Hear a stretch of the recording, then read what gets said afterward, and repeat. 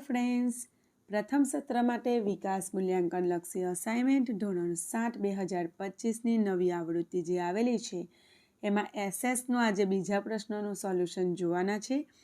તે પહેલાં ફ્રેન્ડ્સ, જો તમે આપણી ચેનલ પર નવા હોય, હજુ સુધી આપણી ચેનલને તમે સબસ્ક્રાઈબ ના કરી હોય તો જરૂરથી સબસ્ક્રાઈબ કરી લેજો. તમને બધા જ વિષયનું અને બધા જ પ્રશ્નોનું સોલ્યુશન શોર્ટ ટાઈમમાં આપણી ચેનલ પર મળી રહેશે. તો ચાલો આપણે સોલ્યુશન જોઈ લઈએ. તો પ્રશ્ન 2નો અ છે, વિધાનો ખરા છે કે ખોટા તે જણાવો. 8 માર્ક્સમાં પૂછાનાર છે. પ્રકરણ 1, જયપુર નામનું નગર આજે અજમેર નામથી ઓળખાય છે. ખોટું. સિદ્ધરાજ જયસિંહે સિદ્ધ હેમ શબ્દાનુશાસન ગ્રંથની પાટણમાં હાથી પર શોભાયાત્રા કાઢી હતી. સાચું વાક્ય છે. ત્રીજું, કાંચીપુરમ એ ચોલમંડળ રાજ્યની રાજધાની હતી. ખોટું વાક્ય છે. અને ચોથું, મહમ્મદ ગઝનીની ચડાઈનું મુખ્ય કારણ ભારતની અઢળક સંપત્તિ હતી. સાચું વાક્ય છે.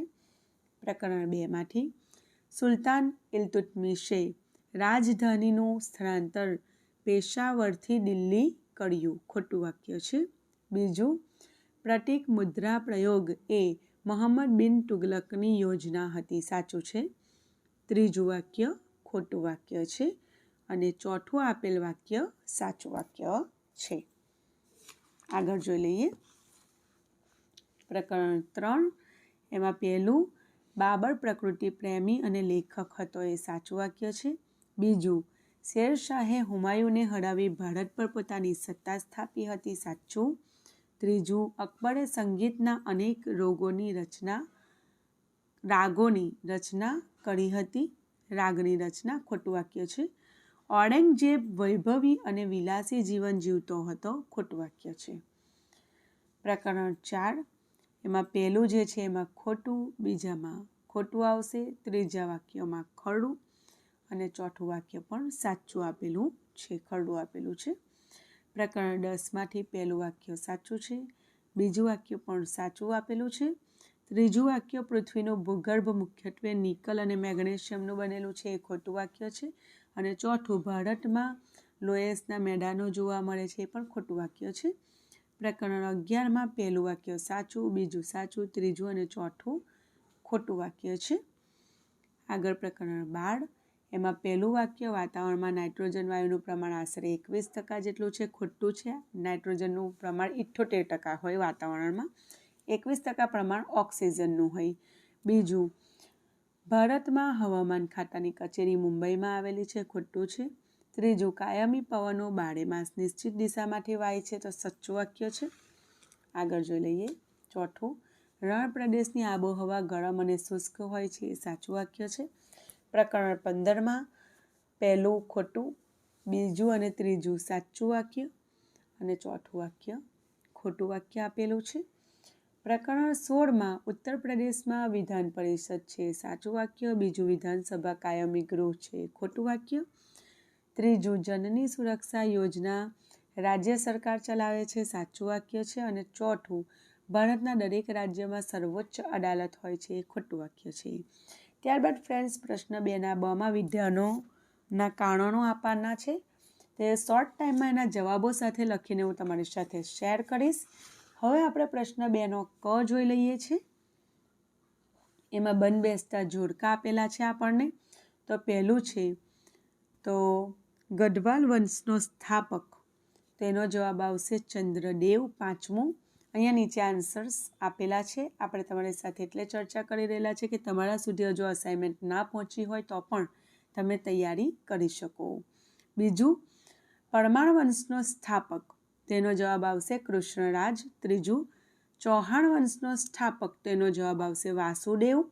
અને ચોથું, એની સાથે જવાબ આવશે ત્રીજું, વનરાજ ચાવડા. આગળ પ્રકરણ 2માંથી, તો ભારતનો પ્રથમ મુસ્લિમ શાસક કોણ? તો કુતુબુદ્દીન ઐબક. બીજું, ખલજી વંશનો પ્રથમ શાસક કોણ? તો પાંચમું, જલાલુદ્દીન. ત્રીજું, સૈયદ વંશનો સ્થાપક કોણ? તો ખિજ્રખા. અને લોડી વંશનો સ્થાપક તો ત્રીજું, બહલોલ. અહીંયા નીચે આન્સર્સ આપેલા છે. આગળ જોઈ લઈએ પ્રકરણ 4માંથી. એમાં 1ની જોડે ચોથું, 2ની જોડે ત્રીજું, 3ની જોડે પહેલું અને 4ની જોડે 5મો જવાબ આવશે. બરાબર.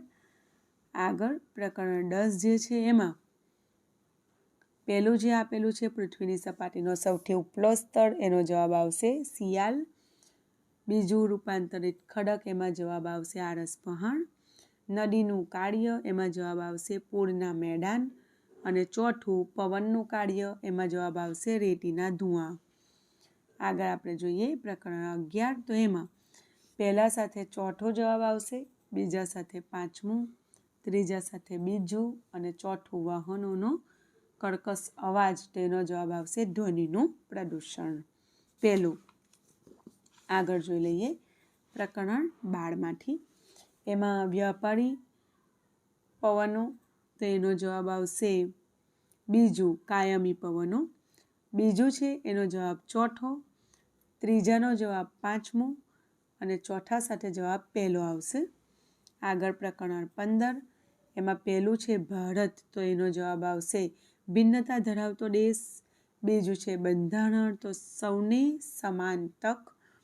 ત્રીજું છે મતાધિકાર, તો એનો જવાબ આવશે 18 વર્ષથી મોટી ઉંમર. અને ચોથું છે એનો જવાબ આવશે બીજું 6 થી 14 વર્ષની ઉંમર. આગળ પ્રકરણ 16માંથી. એમાં પહેલા સાથે બીજું, બીજા સાથે 5મો જવાબ આવશે. ત્રીજું છે ધારાસભાનું ઉપલું ગૃહ, એનો જવાબ આવશે વિધાન પરિષદ. અને ચોથું છે ધારાસભાનું નીચલું ગૃહ, એનો જવાબ આવશે વિધાનસભા. તો ફ્રેન્ડ્સ, આશા રાખું છું તમને આ વિડીયો ઘણો ઉપયોગી થશે. ગમ્યું હોય તો લાઈક કરજો. આગળ જે ક્વેશ્ચન આન્સર છે, શોર્ટ ક્વેશ્ચન આન્સર, એના જવાબ પણ ટૂંક સમયમાં હું લખીને તમારી સાથે શેર કરીશ.